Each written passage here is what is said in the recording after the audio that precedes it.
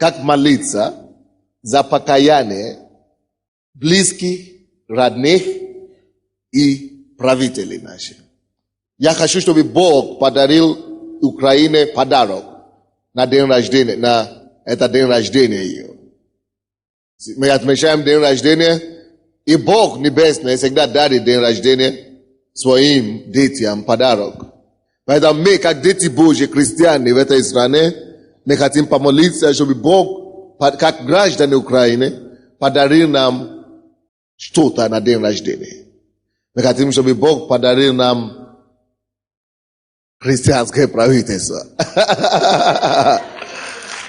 Верующие руководители. И мы не говорим, чтобы Бог убрал те, которые есть. Но по крайней мере, пускай Бог даст им покаяние. Вы знаете, мы часто молимся, и мы не видим ответы. Это может быть потому, что мы не совсем молимся по слову. Но сейчас мы будем молиться по слову. Мы будем изучать слово. И Слово Божье раскроет нам, как мы можем более четко и точно молиться за наше правительство поименно, и они придут к Богу. А также, как мы можем более четко молиться за наших родственников, наших близких, чтобы они пришли к Богу. У кого есть родственники близкие, которые еще не пришли к Богу? Весь зал. Вы знаете, нам нужно всем это проповедь. Мы послушаем, и Бог поможет нам. Как у вас идет пост? Как у вас идет пост? У кого-нибудь идет пост сейчас? Машите руки, у кого идет пост. 40-дневный пост. Пост. Есть? Машите руки. Идут хорошо, да? Хорошо, укрепляйтесь духом и телом. Во имя Иисуса. Все хорошо. Второе послание Коринфянам, 4 глава. 2 Коринфянам, 4 глава. Если у вас проблемы в районе ребра, правой стороны, что-то такое у вас, может быть, это легкий у вас болит или что-то такое, пожалуйста, положите руку там. Я думаю, что у вас внутреннее повреждение в районе ребра, правой части тела. Положите руку. Господь, я прошу тебя, исцели, дорогие наших людей, братья и сестры, во имя Иисуса. 2 Коринфянам 4, 3-4 стихи.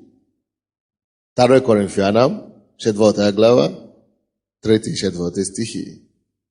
Если же и закрыто благовествование наше, то закрыто для погибающих, для неверующих, у которых Бог, маленький Бог, века этого ослепил умы, чтобы для них не воссиял свет благовествования о славе Христа, который есть образ Бога невидимого. Библия говорит, если закрыто Евангелие, если закрыто Слово Божье, спасение от кого-нибудь, это потому, что дьявол отметил этих людей на погибели.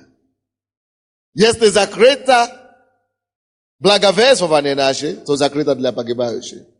Кто такой погибающий? Погибающий — это тот человек, который не понимает его нужду покаяния, который не принял еще Иисуса Христа своим Господом и Спасителем, и вообще не видит нужду. Он не видит целесообразность в этом. Это человек идет полным ходом. Вы знаете, куда? Ад. Брат и сестра, ад реальный, очень реальный. Или если ты скептик здесь сегодня, и ты думаешь, какой ад? Я шут какой-то. Я умру, и все закончится. Хорошо. Подожди немножко еще. Сколько тебе еще жить? 40 лет. Подожди, проживешь и убедишься.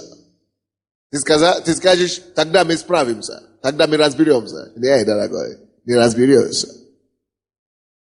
Там уже нету покаяния. Это уже будет поздно. Бог дает жизнь человеку один раз, Чтобы в этой жизни мы могли определить свою судьбу, где нам провести вечности, в аду или в раю. Поэтому, если человек закрыто Евангелие, поэтому Библия говорит, что этот человек, если он не покается, если Евангелие не раскроется ему, он потенциально погибающий. Это значит, он на пути в ад. Иисус сказал, есть две дороги в жизни. Есть широкая дорога, на которой многие ходят. И есть узкая дорога, которая ведет к жизни вечной. Очень важно, чтобы ты четко знал и определил себя, по какой дороге ты ходишь. Очень четко, чтобы мы знали, что мы искуплены кровью Агнца. Now, как нам правильно молиться? Об этом я еще говорил. Но, во-первых, чтобы знать, как молиться за людей, мы должны знать, они спасены или нет. Слишком много людей говорят, я верующий в душе. Быть спасенным, это не в душе верить. Быть спасенным, это знать Иисуса Христа лично, что Он твой Отец. Лично, что Он твой Спаситель. Что ты абсолютно уверен, что Он знает тебя. И ты абсолютно также уверен, что ты знаешь Его. Если ты говоришь, я верующий, спросят, кто такой Иисус, а кто такой Бог? Ты говоришь, Бог это какая-то энергия, какая-то сила где-то. Ты вообще, ты в полнейшем заблуждении. Ты еще не знаешь Его. Каждый человек, который спасен, знает Иисуса, он также абсолютно уверен, что Бог это не просто какая-то сила, энергия, абстракция. Бог для него это конкретный Отец, конкретный друг и помощник по жизни. Если у вас нет такого осознания о Боге, вы просто, как вам сказать, вы просто человек, который просто философствует и просто в душе верит и все. Потому что вера в Бога это не просто абстрактное понимание. Вера в Бога это живое отношение с любящим Отцом. Напишите себе это. Вера в Бога это не абстрактное представление. Вера в Бога это живое отношение. Отношение подчеркните 3 раза. Отношение с любящим Отцом. Живое отношение с любящим Отцом. Вот что есть вера в Бога. Вот почему я стою утром, и мне хочется сначала помолиться, пообщаться с Ним. Он первый в моей жизни. Он самый дорогой. Вот почему мне тянется к Библии. Потому что я хочу слышать Его Слово. Я хочу получить совет от Него. Я хочу получить направление по жизни. Вот почему я поклоняюсь Ему, потому что Он все для меня. Потому что Он сотворил меня для славы Его.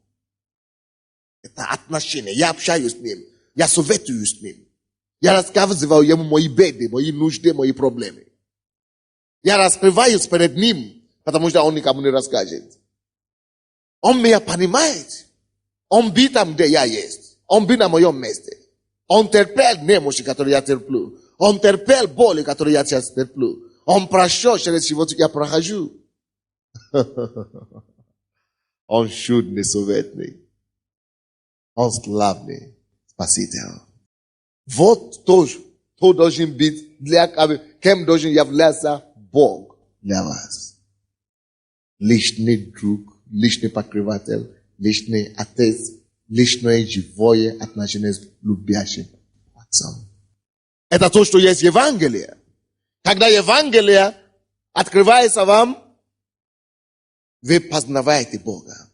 Римлянам 1 глава 17 стихи говорит нам. Ибо я не стыжусь Евангелия, ибо оно есть сила Божья к спасению всякого верующего. Я не стыжусь Евангелия, ибо она есть сила Божья к спасению всякого верующего. Сначала иудеев, а потом елены. И 17 стих говорит нам, ибо в нем, в Евангелии, благовествование, открывается правда Божья от правды в правду. Евангелие должно открываться вам, открывать вам Бога. В нем открывается правда Божья. Бог открывается в Слове. Если Евангелие закрыто для кого-то, это значит, что правда Божья закрыта для этого человека. Это значит, что Бог закрыт для этого человека. Это большая беда. И написано, 2 Коринфянам, который мы читали, 4 глава, 3 стих, если же и закрыто благовествование наше, то закрыто для погибающих. Так, 4 стих, для неверующих, у которых Бог века этого ослепил умы.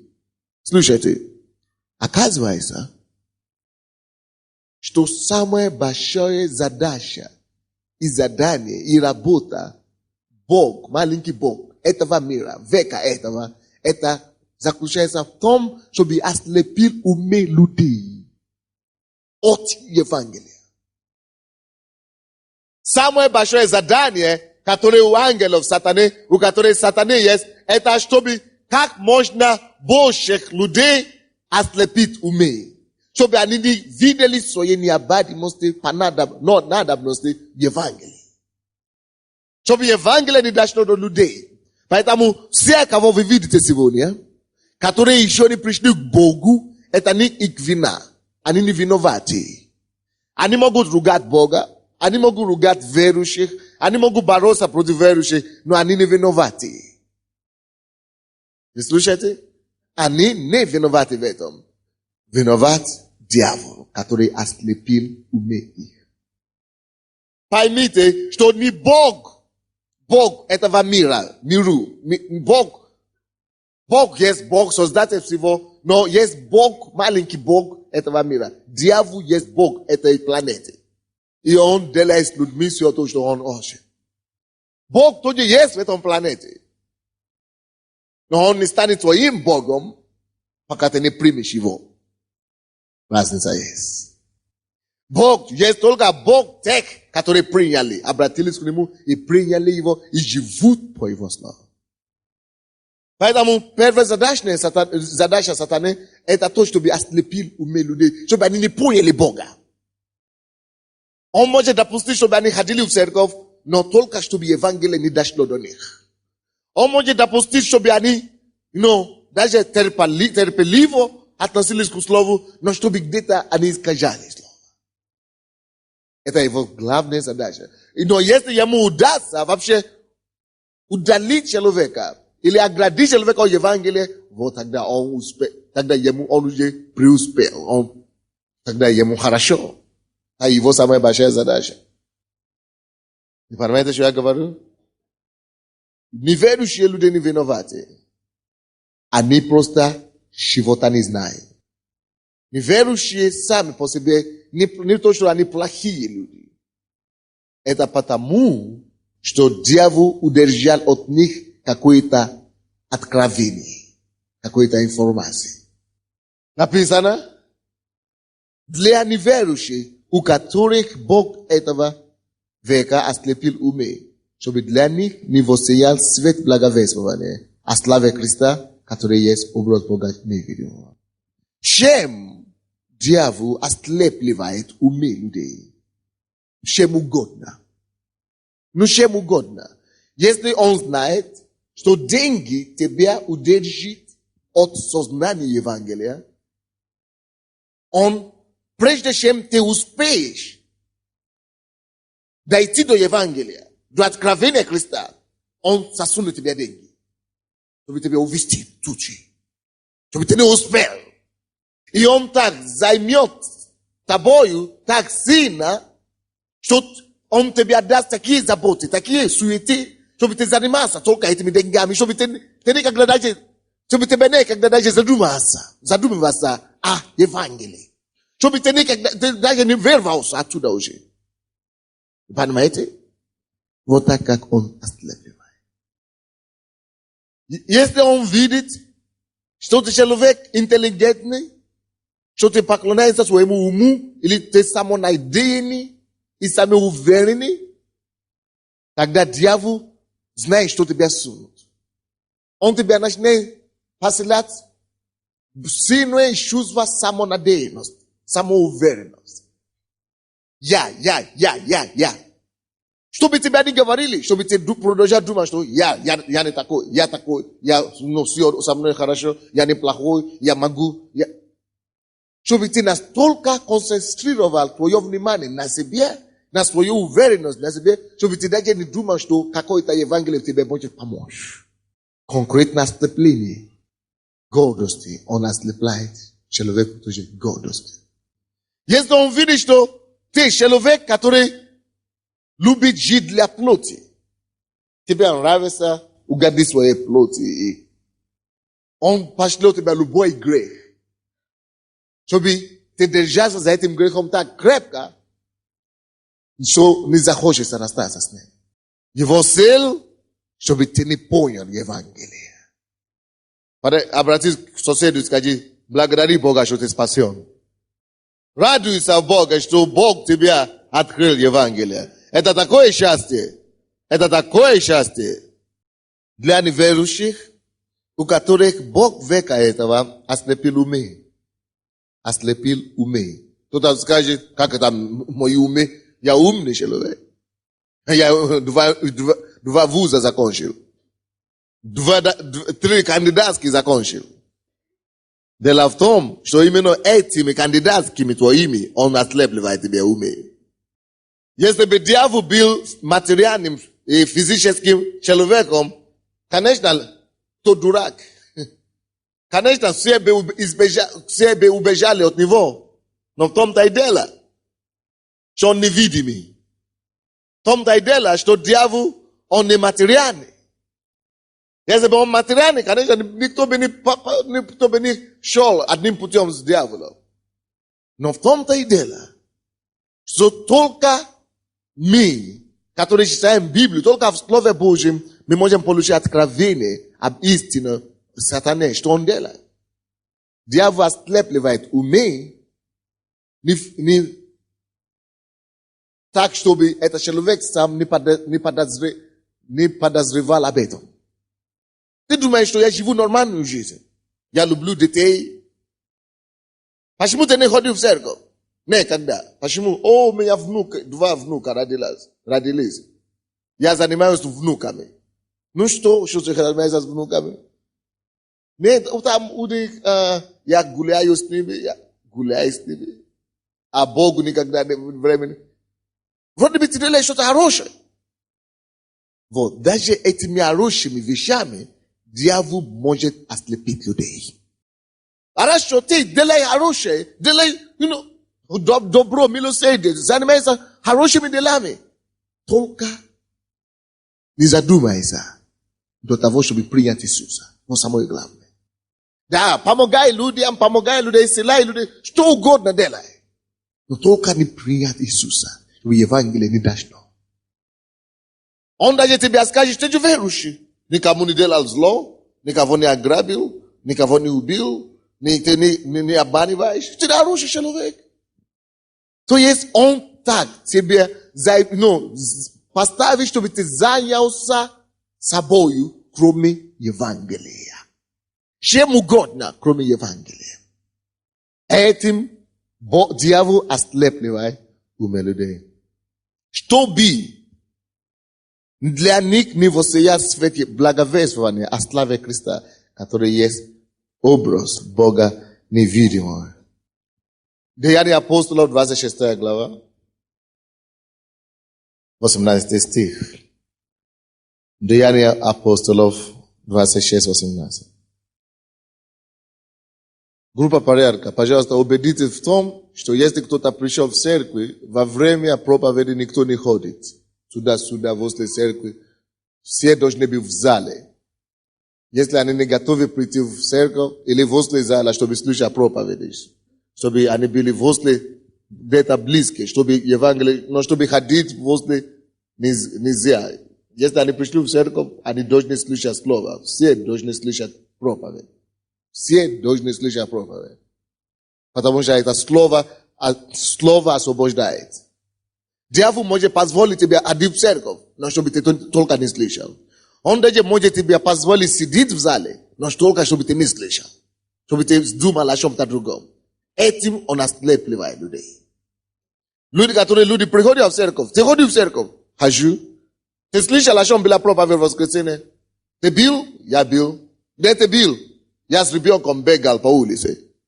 Зачем тогда ты сказал, ты пришел в церковь? Даже этими элементарными вещами дьявол ослепливает людей. Вы слушаете меня, да? Поэтому, если даже ты ничего не можешь, не успеваешь делать в церковь, будь уверен, что дьявол не украл слово от тебя. Всякий раз, когда ты приходишь в церковь, будь в церкви, в зале, чтобы слушать слово. Всякие ларьки должны закрыться, книги не продаются в это время, кассеты не продаются. Все должны быть здесь, чтобы слушать слово. Если у тебя есть ребенок, стань возле двери, чтобы слышать слово. Потому что дьявол знает, что вы познаете истину, и истина сделает вас свободными. Поэтому он сделает все, чтобы ты не познал эту истину. Потому что это он боится этого. Если тебе удастся познать истину, все, он потеряет. Деяния апостолов 26, 18. Открыть глаза им, Бог призывает верующих. Что делать? Открыть глаза этим неверующим, чтобы они обратились от тьмы к свету и от власти сатаны к Богу, и верою меня, то есть в Иисуса, получили прощение грехов и жребий с освященными. Бог призывал нас, как верующих, молиться и освободить. Он говорит, открыть глаза им. Есть, послушайте, братья.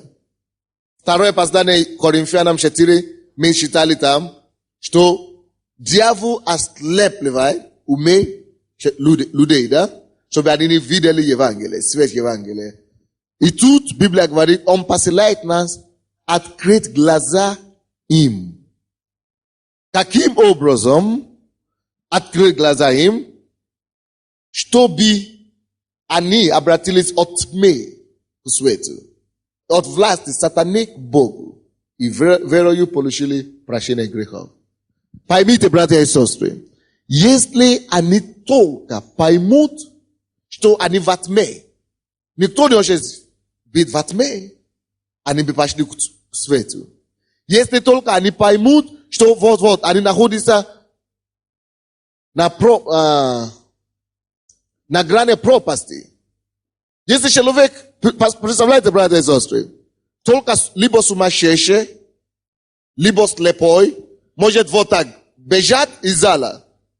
Он видит, что там пропасть на 500 метров в глубину. И он бежит, ему говорят, там пропасть, он не знает. Если он слепой, он просто идет. Пока он не падает. Но если в это время есть нормальный человек, который глаза открыты, он говорит, пожалуйста, не иди туда. Почему? Он говорит, там пропасть. Давай, дай мне палку, я попробую. Да, на самом деле, спасибо тебе. Любой здравый человек, нормальный человек, уходит от пропасти. Поэтому, если эти люди будут просто знать, что они находятся в грани пропасти, они нормальные люди. Они бы прибежали. Но в том-то и дело, что они не знают. Что теперь нам делать? Библия говорит, открыть им глаза. Каким образом? Слушайте, есть два способа. Как открывать людям глаза?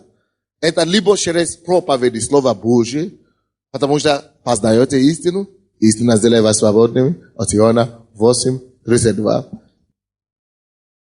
Либо через молитвы. Now, когда мы говорим людям, если люди хотят знать Евангелие, они хотят знать Бога, они слушают Слово.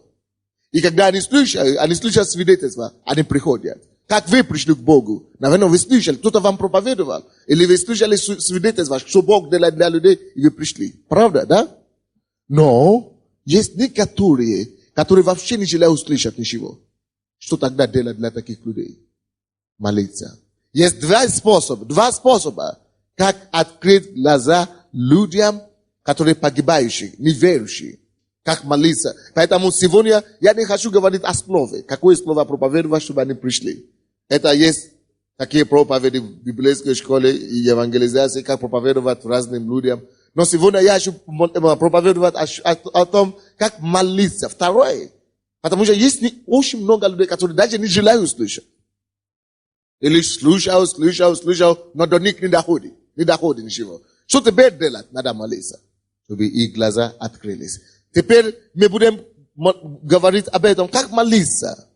Чтобы глаза людей открылись, и чтобы они перешли от тьмы, от царства тьмы, царства света. Чтобы они бросали власть сатаны и пришли к власти Бога. Чтобы они получили прощение грехов. Как молиться? Откройте, пожалуйста, 2 послание Коринфянам. Тоже. 10 глава. 2 послание Коринфянам 10. 5 стихи. Как молиться за наши власти, чтобы они пришли к Богу? Во время этого поста, когда мы постимся сейчас, я верю, что мы должны решить этот вопрос окончательно. Вопрос о покаянии наших правителей. Мы должны правильно молиться. Почему мы молимся очень часто, и Бог ничего не делает, Он не отвечает? Потому что мы неправильно молимся. Почему мы молимся очень много раз о наших родственниках, и они не приходят? Потому что мы не совсем грамотно молимся. Теперь, как же нам это делать? 2 Коринфянам 10, 35 стихи. Ибо мы ходим во плоти, но не по плоти воюем. Мы ходим по плоти, но не по плоти воюем. 4 стих. Оружие воинствования нашего не плотские, но сильные Богом на разрушение твердынь. Ими не спровергаем замыслы и всякое превозношение, восстающее против познания Божия. Так, во-первых, вы должны знать, что мы не воюем против людей. Люди не виноваты. Всегда вы должны это знать. Может быть, он ругает вас, да. Может быть, он вас не понимает, да. Может быть, он что-то делает гадости против церкви или против верующих. Но все равно он не виноват. Разбудите, кто спит рядом с вами. Вам же надо молиться за покаяние своих родственников. А вы спите. Видите, я говорю, что вы даже дьявол может даже допустить, чтобы быть в зале. Но только чтобы ты не слышал то, что нужно слышать.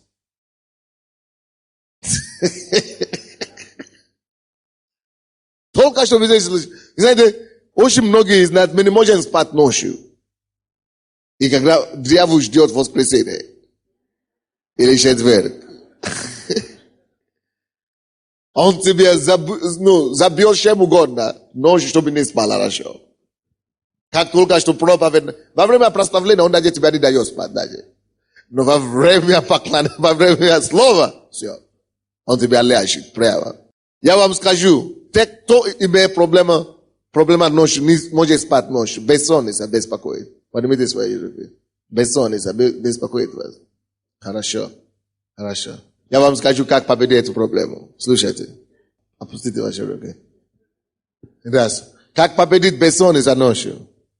Во-первых, некоторые бессонница, это не бессонница на самом деле. А способ, который Дух Святой использует, чтобы держать вас в страже. В страже. Это может быть, Бог вам не посылает сон, чтобы вы могли молиться. Быть в страже. Поэтому каждый раз, когда вы не спите ночью, всегда воспользуйте это время, чтобы молиться. Это во-первых. Когда вы уже молились, и вы говорите, что мне все равно, я уже чувствую, что время спать. И все равно не могу спать. Лежу, но не могу спать. Значит, это дьявол. Он не хочет, чтобы вы спали, дает вам бессонница. Как победить бессонница таким образом? Такое бессонница. Очень просто. Всякий раз, когда вы не можете спать ночью, возьмите Библию, лежите в постель и начните читать Библию. Imeno koncentrировано. Именно не просто прочитать бегло, как повесть или роман. Нет. Именно начните читать внимательно Библию, чтобы осваивать. Как только что дьявол видит, что слово начинает доходить до вас, он не может такое выдержать.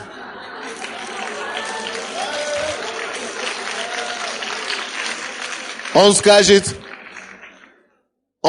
себе, что со мной? Я лучше дам ему сон, пускай он спит. Пускай он поспит, да, поспит лучше, чем чтобы до него слово дошло.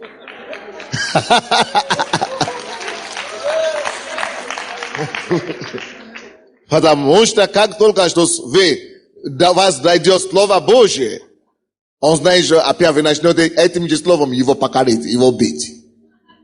А он не может побои получить.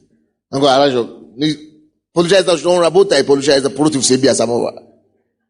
А раз он знает, что вы даже не додумаетесь до того, чтобы читать Библию, тогда он дает вам бессонность.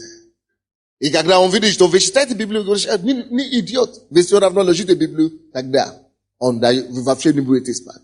Но даже если не доходит до вас Библию, все равно возьмите, держите пока он вам не даст сон.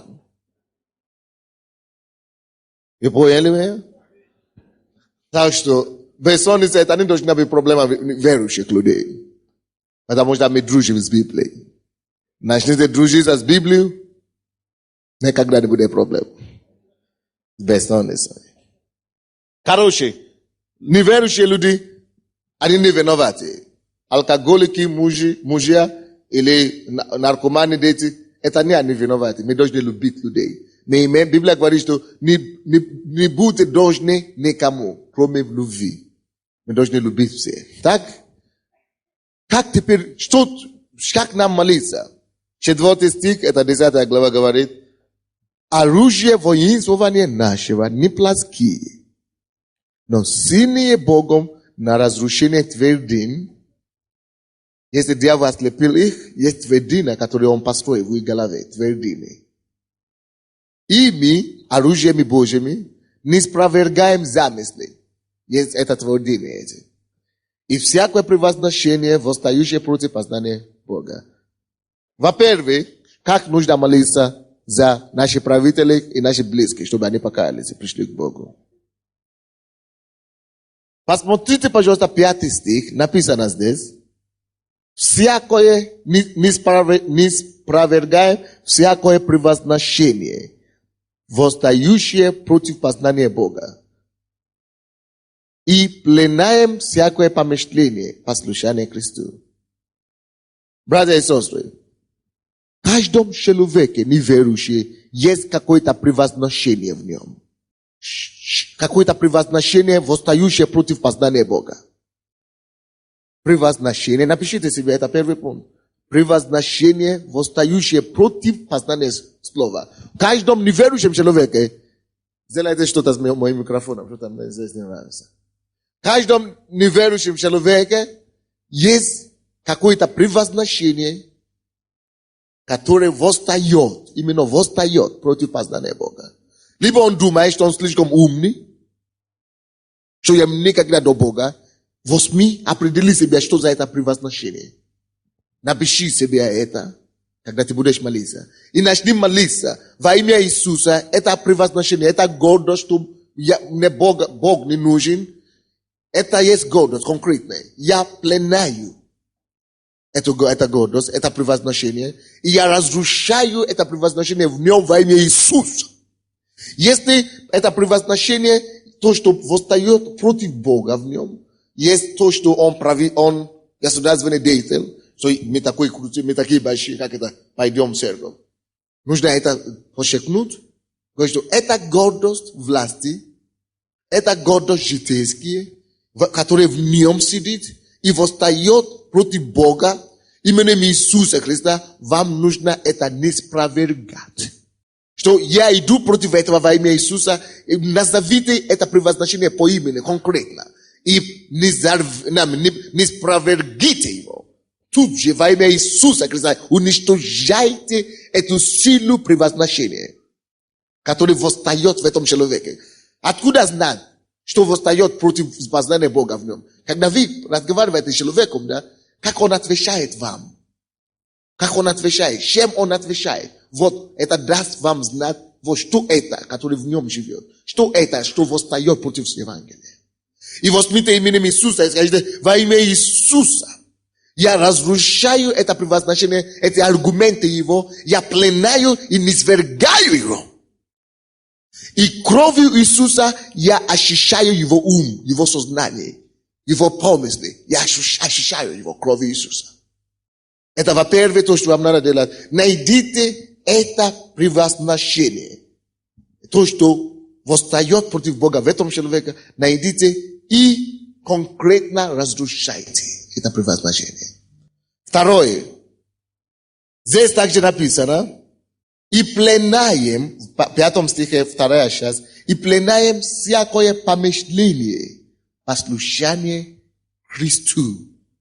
Братья и сестры, помышление, это есть те твердыни, которые дьявол строит в голове людей через мысли.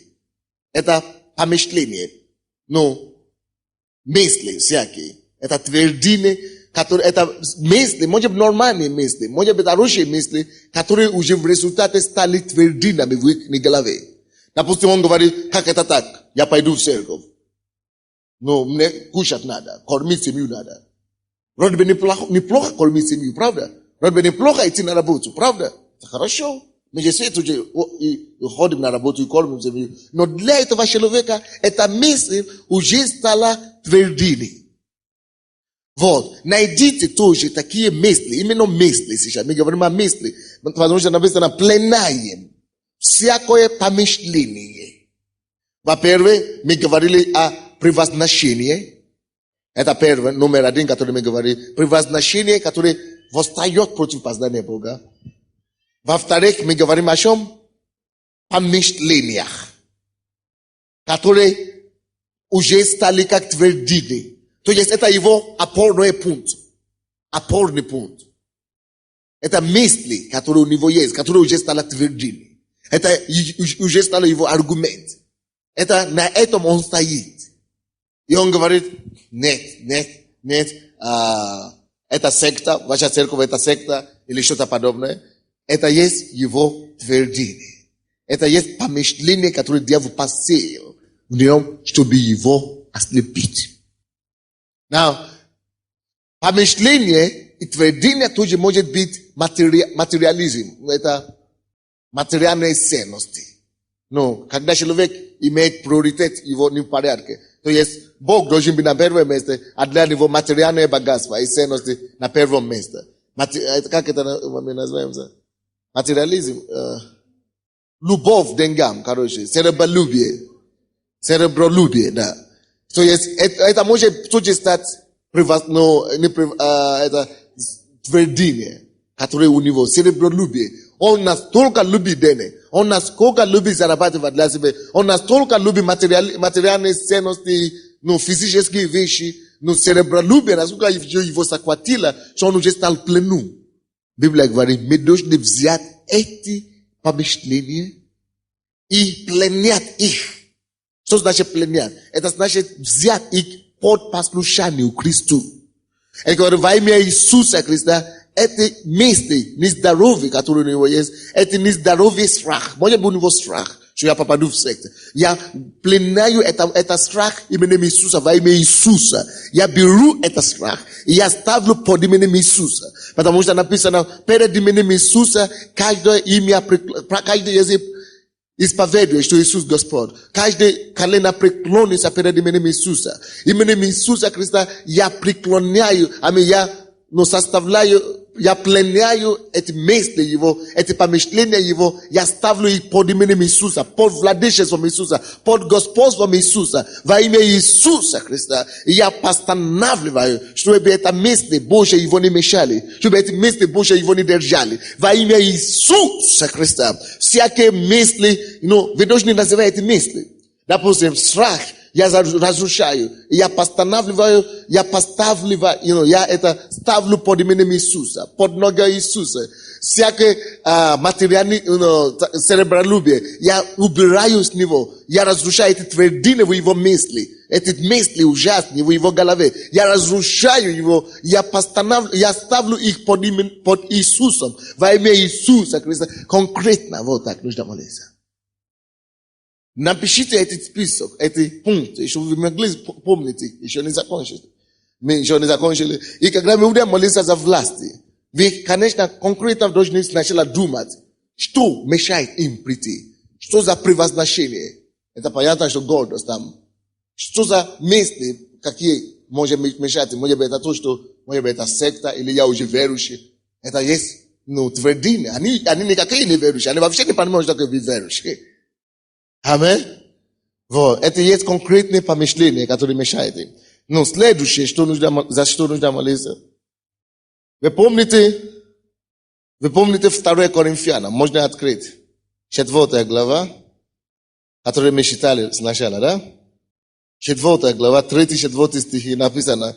И если же и закрыто благовествование наше, то закрыто для погибающих. Для неверующих, у которых Бог века этого ослепил умы, чтобы для них не воссиял свет благовествования о славе Христа. Написано, Бог этого века ослепил их умы. Мы будем следующий пункт, что нужно делать. Надо молиться, чтобы дьявол, надо связать дьявола. Просто конкретно, связать дьявола, потому что это дьявол ослепил их умы.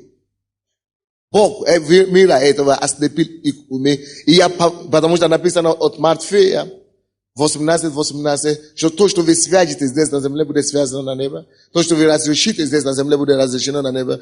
И поэтому надо на основании этого слова просто говорить, дьявол, я связывал тебя над моим мужем, над нашим правителем, над нашим президентом. И мы постановляем, чтобы ты опустил их на свободу.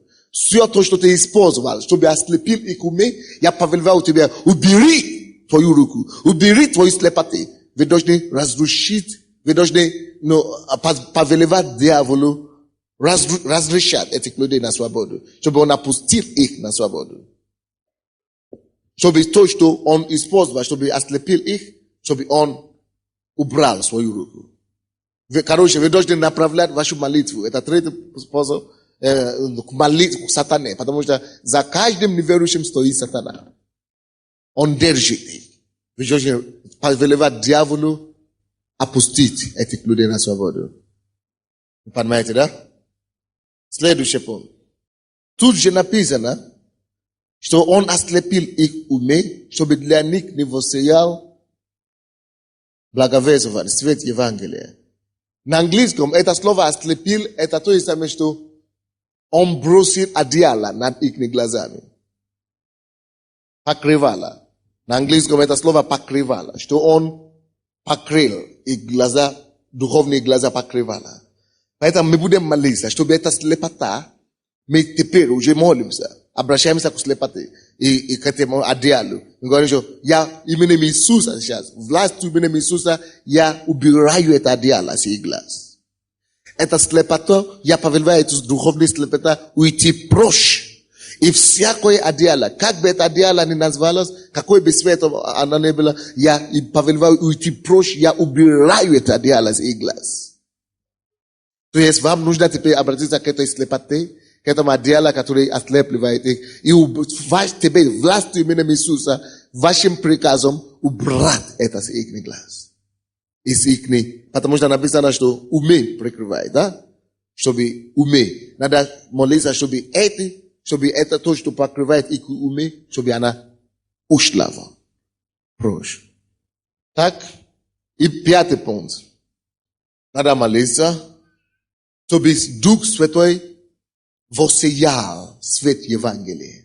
Потому что, почему дьявол ослепил их? Чтобы не воссиял для них свет Евангелия. А тут мы начнем молиться, что Господь, пускай Дух Божий приведи Евангелие, чтобы воссиял свет Евангелия. Даже если они находятся далеко от вас, да? Молитесь, чтобы Дух Святой нашел проповедника, чтобы Дух Святой нашел верующего, чтобы рассказать им о вере, чтобы рассказать им о Боге, чтобы Евангелие, чтобы Дух Святой поднес для них Евангелие, чтобы Дух Святой донес до них Слово Божие, и чтобы это свет, который есть в Евангелии, чтобы это свет воссиял для них, чтобы это свет дошел до них, чтобы они видели этот свет, и чтобы они восприняли этот свет. Я повторю еще раз. Первый пункт. Есть превозношение в каждом человеке, который еще не верующий, который восстает против сознания Бога. Мы должны сначала не спровергать это превозношение, которое восстает. Потому что гордость – это источник всего, то, что неверующий. Во-вторых, мы должны пленять помышление, которое уже стало твердиною в голове неверующих. Это есть мысли, которые они всегда говорят, не, я не такой, или я такой. Это мысли, помышления. Есть мысли конкретные, которые уже стали твердиной для них. Они идут туда, чтобы это их опора, точка опора. Мы должны пленять послушанию Христу, чтобы эти мысли послушались Христу, чтобы эти мысли были под Христом, чтобы эти мысли начали быть согласны с Христом. Мы пленяем всякое помышление, послушанию Христу в этих людях. Третий, мы обращаемся к сатане теперь. Мы связываем сатану, потому что Библия говорит, что это Бог этого мира.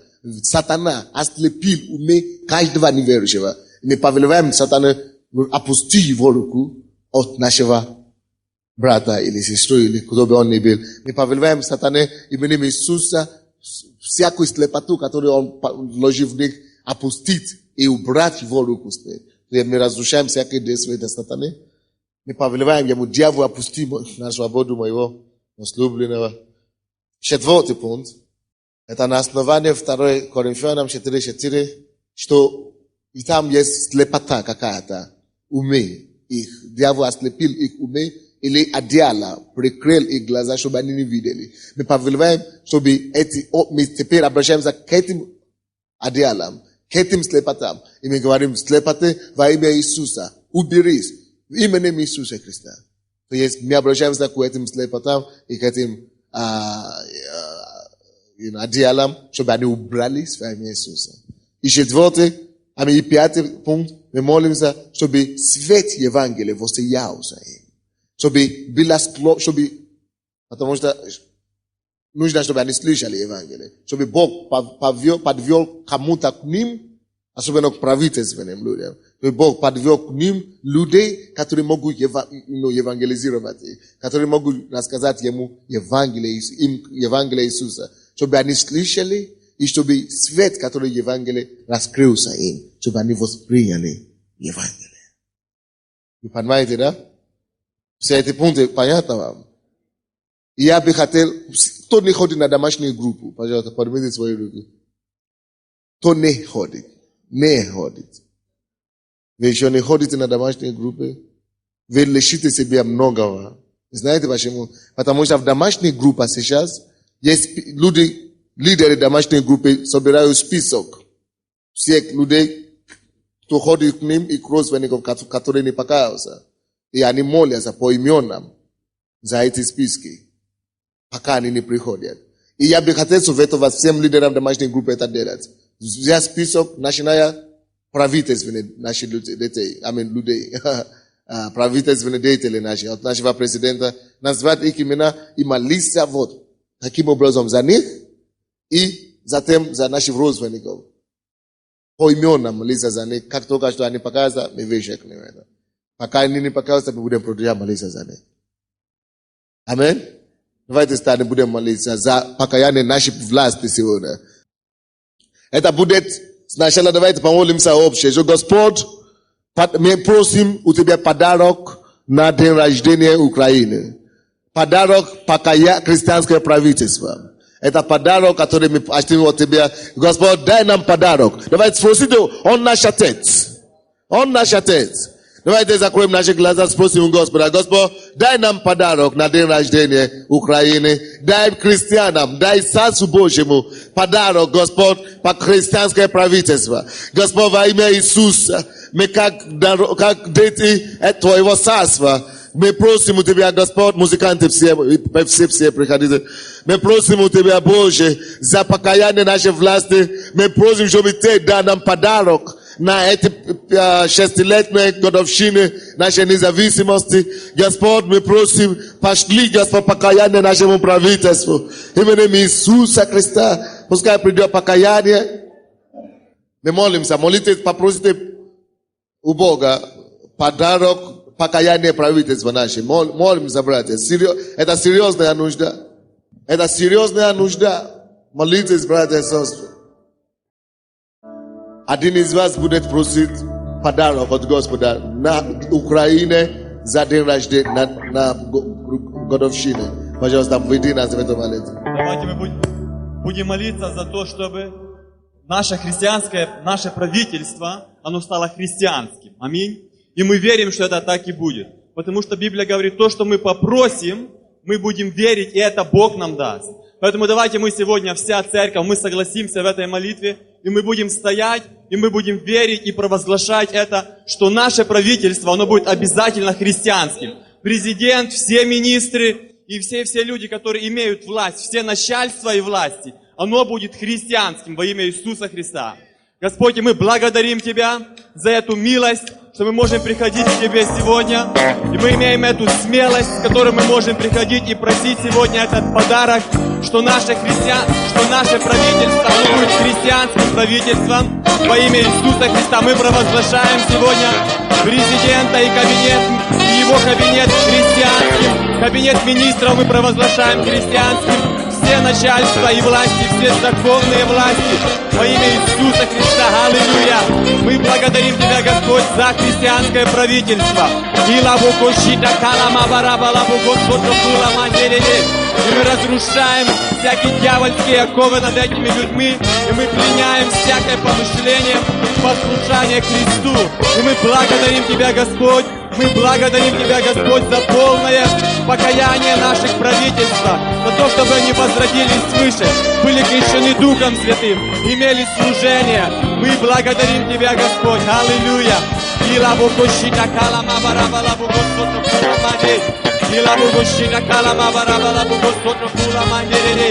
Аллилуйя! Господь, мы молимся, мы благодарим и мы верим, что на эту годовщину независимости Ты сделаешь для нас этот подарок. Мы благодарим Тебя, Господь. Аллилуйя!